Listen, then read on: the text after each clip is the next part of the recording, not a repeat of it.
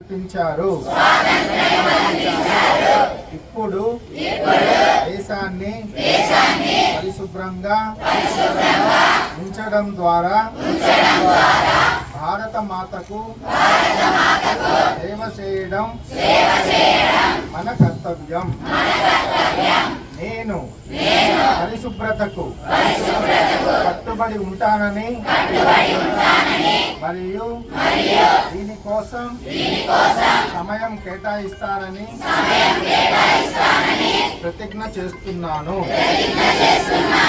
నేను సంవత్సరానికి 100 గంటలు, వారానికి 2 గంటలు స్వచ్ఛందంగా పరిశుభ్రత కోసం పనిచేసి పరిశుభ్ర ఆంధ్రప్రదేశ్